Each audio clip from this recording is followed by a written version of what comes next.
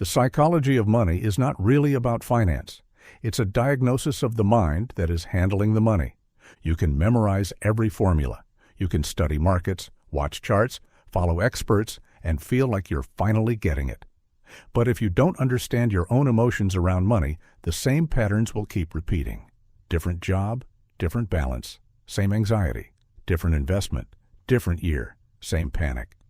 Because money is not just numbers on a screen.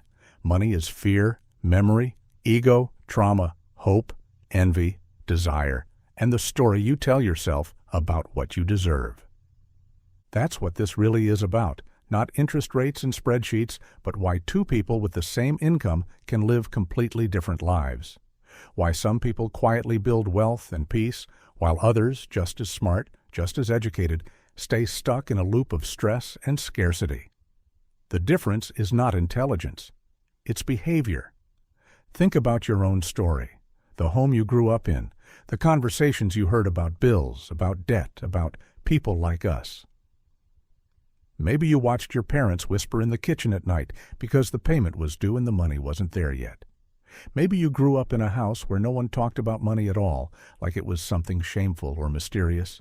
Maybe you saw relatives lose everything in a crisis. Or you saw someone suddenly become rich and then lose it just as fast. All of that sank into you long before you ever held a paycheck. That's why it's said, no one is truly crazy with money. People do things that look insane from the outside, but inside their world, it often makes sense. The person who refuses to invest in stocks might not be irrational. Maybe they watched their parents lose their entire savings in a crash and vowed never to feel that pain. The person who can't stop chasing risky investments isn't necessarily greedy. Maybe the only time they ever saw big money appear in their family was when someone took a big shot. So that's the pattern their brain trusts. You and I see the same world, but not through the same lens. Your financial lens is shaped by a tiny slice of experience. You didn't live through every crisis, every bubble, every boom. You lived through your version, and your nervous system remembers that version every time you touch money. The first illusion is that we think we are logical. We believe our choices are rational because they are ours. But money decisions are rarely pure logic. They are emotional reactions dressed up in logical language. You tell yourself, this investment just doesn't feel safe. Or, I have a good feeling about this, and then you go hunting for data that supports the feeling you already had. Someone who watched their parents' house get foreclosed might be terrified of mortgages forever. Someone who saw crypto make a few early adopters rich might believe deep down that volatility is normal and that patience will always be rewarded. Two people can look at the exact same chart, the same statistics, the same headlines, and walk away making opposite decisions. One buys, one sells. One sees danger, one sees opportunity. They are not crazy. They're just playing different games with different histories behind them. This is the first step toward money wisdom, understanding that your experience is real, but not complete. It explains you, but it doesn't explain the world. If you treat your own story as the full story, you will overreact to things that scare you, underreact to things that should warn you, and judge other people's choices without understanding the invisible storms they've been through. It also forces you to look at something we hate to admit: how much money is shaped by luck and risk. You hear a story about a billionaire, and the narrative is always the same: hard work, vision, discipline, brilliant decisions. And yes, those things matter, but right next to him are 100 people who also worked hard, also tried, also took risks, and never got the same result. The story of a young kid like Bill Gates is a perfect example. He was clearly smart, driven, obsessive about computers. But he also attended one of the few high schools in America that had access to a computer at a time when almost nobody did. That rare access gave him thousands of hours of practice before most people had even seen a screen. You could call that ambition, but you also have to call it what it is: a huge stroke of luck. Now look at his friend Kent Evans, just as bright, just as obsessed. Same school, same access, same moment. Kent never became a legend, not because he lacked talent, but because he died in a climbing accident while still in high school. A 1 in a million tragedy on the other side of the luck-risk line. Same potential, completely different ending. We love to imagine that success is perfectly earned and failure is perfectly deserved. It's comforting to think the world works that cleanly. But real life is messier. Sometimes you do everything right and it still falls apart. Sometimes you do almost everything wrong and still land on your feet. That doesn't mean hard work doesn't matter. It means hard work is one variable in a much bigger equation. If you forget this, you either become arrogant when you win or crushed when you lose. You take all the credit for good outcomes and all the blame for bad ones. You idolize people whose results might be built on a level of luck or timing you'll never be able to copy. Extreme success is often tied to circumstances you can't repeat. You can learn from the patterns, but you can't download the exact script. The healthiest approach is humility. Be slow to judge people who are struggling. Be careful about blindly copying people at the very top. They may be playing with a set of cards you will never be dealt. What you can copy are patterns: saving more than you spend, staying invested long-term, avoiding catastrophic risks, respecting randomness. Those patterns work even when luck doesn't. Another thing this perspective exposes is how easily stories override statistics. The human brain is not designed to respond to probability charts. It is wired for narrative. One vivid story can make us ignore millions of quiet facts. You hear about a bakery worker who wins a huge lottery jackpot, and suddenly buying a ticket doesn't feel like a waste of money. You know, logically, the odds are microscopic. But logic steps aside because the story is so vivid. A name, a place, a life that changed overnight. You don't picture the mountains of losing tickets or the millions of people who played and got nothing. You picture yourself holding the winning numbers. You see the yacht, the debt-free house, the look on your family's faces. The story feels good, so you let it guide your decision. The same thing plays out in more sophisticated ways. During the crypto boom, it felt like everyone was getting rich. Friends, influencers, strangers online, all bragging about overnight gains and once-in-a-lifetime opportunities. New coins launched with no clear purpose, no proven value, just a name, a price, a promise, and an army of people saying, "This is the next big thing." People weren't buying careful analysis. They were buying a dream. When the wave crashed, billions vanished quietly. Projects disappeared, charts collapsed, and the same people who felt like geniuses a few months before were suddenly looking for someone to blame. But the warnings were there. No fundamentals, no cash flows, just hype. It worked because the story was beautiful. This time will be different. This time it will never go down. We are dangerously vulnerable to beautiful stories, especially the ones that soothe our fears and feed our fantasies. These are appealing fictions, ideas that feel so emotionally right that we stop checking whether they are actually true. Protecting yourself means learning to notice when you're being pulled more by desire than by evidence. You can enjoy a dream, but you shouldn't finance your entire future on it. Underneath all of this is a simple truth. You are not a spreadsheet. You are a human being. On paper, the stock market's history looks comforting. Over any long stretch, 10, 20 years, the odds of making money are extremely high. That's enough to convince a spreadsheet to stay calm through every crash. But you are not a spreadsheet. You have a nervous system. You feel your stomach drop when you watch your account lose 30% in a month. You read headlines. You talk to anxious friends. You lie awake at night when the numbers go red. That is why it's dangerous to worship perfect rationality. Perfect rationality is brittle. It doesn't leave room for panic, for fear, for the nights when you can't pretend to be a robot. It's better to aim for being mostly reasonable. A plan you can stick with in bad times will always beat a perfect strategy you abandon the first time it hurts.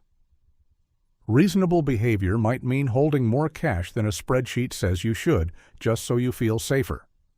It might mean diversifying more than the math requires, simply so one investment can't ruin your life. It might mean choosing an approach with slightly lower expected returns because you know your real superpower is your ability to stay in the game for decades, not years. That idea, staying in the game, is at the core of everything. The market does not reward the smartest person. It rewards the person who can endure. Volatility is not a punishment for doing it wrong. It is the price of admission for the possibility of long-term growth. A stock that ends up being a legend may spend years going up and down violently along the way. To earn the reward, you had to sit through the storms. The fear, the doubt, the ugly headlines, that was the fee you paid. Most people try to avoid that fee. They jump in when things look euphoric and jump out the first time it hurts. They are constantly switching strategies, chasing whatever did well last year, then running away when it inevitably stumbles. By trying to avoid short-term discomfort, they end up paying a much higher price, missing the long compounding journey that creates real wealth. You don't get rich by outsmarting everyone in a single year. You get rich by being unshakable enough to let time work in your favor. But you can't talk about wealth without confronting something darker, the idea of never enough. There is a point where more money does not meaningfully improve your life. Past a certain level of comfort and security, more zeros mainly, by comparison, status games, and pressure. Yet people keep risking everything they already have for a little more. Not to feed their families, not to escape hardship, but to chase a feeling of being the most successful, the highest ranked, the one on top. Think of people who had more money, more power, more opportunity than almost anyone else on earth, and still took reckless, illegal, or catastrophic risks. They weren't gambling to survive. They were gambling because they didn't have a concept of enough. Their self-image demanded constant expansion. When bigger becomes your only direction, eventually you cross a line you cannot uncross. That story is extreme, but the pattern is not. In a world of constant comparison, enough keeps moving away from you. You get the job you once dreamed of, and suddenly it feels ordinary. You hit a number in your bank account that your younger self would have screamed over, and within months you're chasing the next milestone. You buy the car you wanted, then park it next to someone else's car and feel smaller again. If you don't consciously define what enough means to you, the world will define it for you. And the world's answer is always more. This message doesn't tell you to stop growing or stop dreaming. It invites you to stop gambling the essentials, your integrity, your health, your relationships, your peace, for things that won't change your life in a meaningful way. If you already have safety, stability, people you love, and time that still belongs to you, be very careful about what you are putting at risk in order to upgrade a lifestyle that is already more than enough. At the heart of enough is another distinction, the difference between looking rich and being rich. Looking rich is loud, it is visible, it's the car, the watch, the house, the vacations, the designer everything. It is curated and photographed and posted. Being rich is quiet. It's the savings no one sees, the investments no one knows about, the paid-off debts, the emergency fund, the breathing room. It is not Instagrammable. It's just your life feeling less like a constant emergency.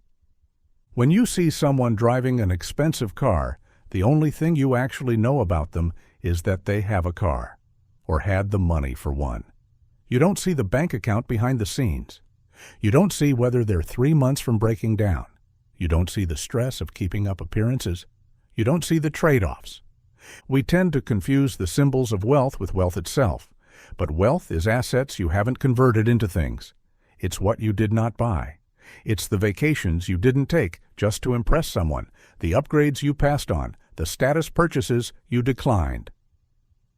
Every time you choose long-term security over short-term admiration, you are quietly becoming wealthier, even if no one claps for you. That can feel uncomfortable in a culture built on display. You might feel invisible when you do the right thing. But in the long run, the people who win are the ones willing to look ordinary in public while becoming exceptional in private. There is another mental trap that quietly drains your financial life: our deep attraction to pessimism. Bad news is magnetic. A headline that says, "Crash coming," will spread 10 times faster than one that says, "The next 20 years will probably be fine."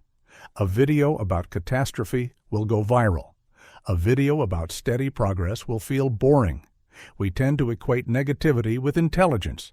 The pessimist sounds prepared and wise. The optimist sounds naive or salesy. But the long arc of history shows a different pattern. Crises erupt quickly and dramatically. They feel like the end of the world while they're happening. Then, slowly, quietly, progress resumes. Innovation returns. People adapt. Systems recover. Over decades, living standards tend to rise, even though individual years can look terrifying. Realistic optimism is not blind. It doesn't deny risk or pretend everything is always fine. It says, yes, bad things will happen. Yes, there will be painful periods. And despite that, the most rational bet over a long horizon is that human beings will keep building, learning, and improving. If you anchor yourself only in short-term fear, you will never stay invested long enough to benefit from that long-term reality. So much of this is about survival. Building wealth is offense. Earning, learning, taking some risk. Keeping wealth is defense, avoiding ruin, protecting yourself from what you can't predict, having buffers in place so that a single event can't knock you out of the game. That's why a margin of safety matters so much. Not because it maximizes returns on a spreadsheet, but because it maximizes your odds of being around to see the returns at all. A margin of safety might look like saving more than the plan technically requires. It might look like assuming your future investment returns will be lower than the historical average, so you don't overpromise your future self. It might look like holding extra cash, not because cash is an amazing investment, but because it lets you handle emergencies without panic and lets you act boldly when others are forced to sell. The biggest financial disasters rarely come from one bad year. They come from being in a position where one bad year destroys everything. That ties directly to another quiet superpower: saving. Most people think the secret to wealth is a higher income, a promotion, a business that finally takes off, the perfect investment. Those things can help, but what really matters is the gap between what you earn and what you spend. Savings is not just what is left over. Savings is a decision. It is the moment you tell your ego no, so your future self can say yes. You don't need a detailed goal for every dollar you save. You don't have to know whether it's for a house, a business, an opportunity, or a crisis. Saving for the sake of options is reason enough. Because the most valuable things money can give you, freedom, flexibility, time, can't always be predicted in advance. Savings is the space between your income and your ego. If your ego inflates every time your income rises, if every raise turns into a lifestyle upgrade, you will always live on the edge, no matter how impressive your paycheck becomes. But if your lifestyle grows slower than your income, that gap becomes your superpower. That's where control lives. Control over your time, control over your choices, control over how you react when life throws something at you that you never saw coming. Time is the quiet giant behind every financial story you admire. We love to focus on big decisions, big wins, big bets. But when you look closely at the lives of people who built extraordinary wealth, a huge part of their success came from something almost boring. They started early and they stayed in the game for a very long time. People obsess over stock-picking skill, discipline, patience. All of those matter. But the math tells another story. The vast majority of huge fortunes accumulated later in life after decades of compounding. The genius is not just being good, it's being good consistently for a very long time. If someone had started late or stopped early, they would still be successful, but they wouldn't be symbols of compounding. The difference between being in the game for 30 years versus 70 years is almost unimaginable when compounding is involved. Compounding is not intuitive. Our minds think linearly. We expect steady, even progress. Compounding doesn't look like that. It looks flat for a long time, then suddenly steep.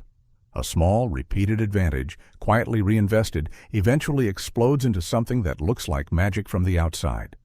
That's why so much of the psychology of money is about building a life and a mindset where you can patiently let compounding do its work without blowing yourself up along the way. But compounding doesn't just work in your favor, it also shows up in the concentration of results. A small percentage of events, investments, or decisions often drive a huge portion of the outcomes. In the stock market, a tiny slice of companies are responsible for most of the total return over long stretches of time. In a portfolio, a handful of big winners can more than make up for dozens of losers or mediocre picks. In a career, a few key opportunities or relationships can shape everything that comes after. This is both scary and liberating. Scary because it means you will never be able to predict exactly where the biggest wins will come from.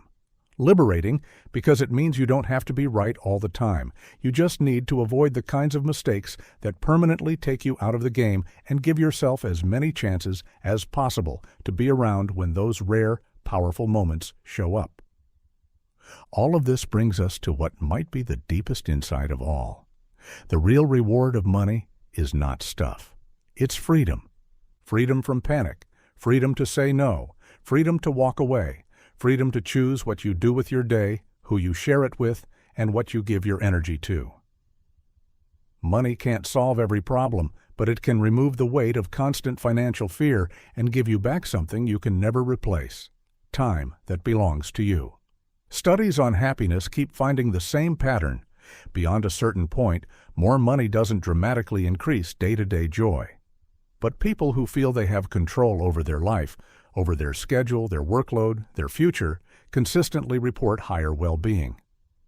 Being rich isn't about having endless luxury, it's about having control. In a world where phones buzz 24 hours a day, where employers expect you to be reachable, where the line between work and life keeps dissolving, control is rare and precious. Every dollar you save, every crisis you avoid, every wise decision you repeat is slowly buying back tiny pieces of control. The psychology of money is also the psychology of time. And finally, there's one more uncomfortable truth. You are going to change. A lot. You can look back a decade and clearly see how different you were, what you believed, what you wanted, what you feared. But when you look forward a decade, you tend to imagine a future you who looks a lot like the present you, just slightly improved. That's an illusion. Your preferences, values, priorities, and goals will change more than you expect. If you forget this, you'll lock yourself into extreme plans that feel right today, but leave no room for the person you're becoming. You might sacrifice your health, family, or happiness for a financial target that future you won't even care about.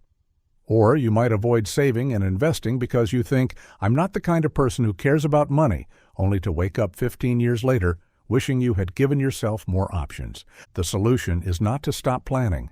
It's to plan with humility. Build flexibility into your life. Choose options over rigidity. Avoid making irreversible bets based on who you are right now. Leave space for your future self to renegotiate the deal. And perhaps the simplest, most practical idea of all, play your own game. Not the game you see on social media, not the game your neighbor is playing, not the game of the loudest voice in your group chat. Your financial life is built on your timeline, your responsibilities, your tolerance for risk, your vision of a good life. A day trader making wild short-term bets is playing a completely different game than a parent quietly investing for retirement. An entrepreneur willing to ride huge swings in income is playing a different game than someone who values stability above all else. If you copy the moves of someone playing a different game, you may feel bold in the moment, but broken later. So before you follow a hot tip or compare your life to someone else's, ask a simple question. What game are they playing, and what game am I playing? If the games don't match, their results don't need to match yours either. To make this more real, picture two different lives that both look successful from the outside. In the first life, you wake up in a beautiful house that eats most of your income. You drive a car that impresses strangers but locks you into a big monthly payment. Your calendar is full of work you can't walk away from because the lifestyle you've built depends on every paycheck arriving on time. You earn a lot, but you save very little. One big emergency, one job loss, one recession, and the whole structure starts to shake. It doesn't matter how big the house is if the foundation is fragile. In the second life, the house is comfortable but not dramatic. The car runs well but doesn't turn many heads. The vacations are thoughtful, not flashy. Your income might even be lower than in the first life, but your savings rate is higher. Your lifestyle sits a few steps below what you technically could afford. And because of that gap, unexpected bills are annoying, not devastating. A job loss is stressful, but not the end. Opportunities can be taken instead of feared because you have room to land if you fall. On social media, the first life will probably get more hearts and fire emojis. In reality, the second life sleeps better. One of the most powerful shifts this way of thinking invites you to make is to quietly move from caring how rich you look to caring how resilient you are. Resilience doesn't photograph well, but it feels incredibly good from the inside. Resilience is what lets a person keep their cool when the market drops because they know they won't need that invested money for years. It's what lets someone walk away from a toxic boss because they have 6 or 12 months of expenses in the bank. It's what lets a parent decide to work a little less during a crucial season of their child's life because they built margin into their finances years before. None of those choices appear on a highlight reel, but they are the kind of choices that, over time, make you feel genuinely rich, not because of what you can buy, but because of what you are free to say no to. Another subtle lesson is that your relationship with money is always happening in the background, even when you are not working on it. Every choice you make is either reinforcing a story of "I'm barely surviving" or "I'm slowly building." Every bill you pay, every impulse you resist, every small automatic transfer into savings is casting a silent vote for the kind of future you will live in. And you don't have to be perfect to change your trajectory. You don't have to rebuild your finances overnight. You just have to slightly tilt the table in your favor and let time magnify the tilt. Instead of thinking, "I need to fix everything," you can think, "How can I make it a little harder to sabotage myself?" Maybe that means automating your savings so you don't have to rely on willpower every month. Maybe it means deleting apps that tempt you into constant spending. Maybe it means deciding in advance how you'll react during the next downturn so you're not making big decisions from a place of fear. It also means telling yourself more honest stories about what money can and can't do. Money cannot heal loneliness. It cannot repair a broken identity. It cannot give you self-respect if everything you did to get it made you hate who you became. But money can remove certain kinds of pain. It can shorten the time you spend stuck in damaging situations. It can give you access to better choices. It can buy back your mornings, your evenings, and eventually, your years. When you start to see money that way, not as a trophy, not as a scoreboard, but as a lever you can slowly pull to move your life toward more dignity and freedom. You relate to it differently. You are less likely to gamble it out of boredom or throw it away just to prove something to people who aren't even thinking about you. Understanding all these ideas won't mean you never feel afraid, jealous, or impatient about money again. You will. Those emotions are built into being human. What it does mean is that when those emotions show up, you'll recognize them. Instead of saying, "I'm failing," you'll say, "Oh, this is that part of my psychology talking. I know this feeling. I know not to let it drive the car." And that awareness, combined with time, with small, consistent decisions, with respect for luck and risk, and with a deep commitment to staying in the game, is what quietly transforms your financial life. You may never become the richest person in the room. You don't need to. If you can build a life where money is no longer the main source of fear, where your time increasingly belongs to you, where your plans are flexible enough to bend without breaking, and where you're not at war with your own impulses, then you have already won a much more important game. The numbers in your account will change, the markets will change, the economy will change. You will change. But the psychology you practice every day, the humility, the patience, the respect for enough, the willingness to look boring in order to be free, those are the things that make whatever numbers you reach actually worth something. So as you let these ideas sink in, you don't have to turn your life upside down tonight. You don't have to become a different person by tomorrow morning.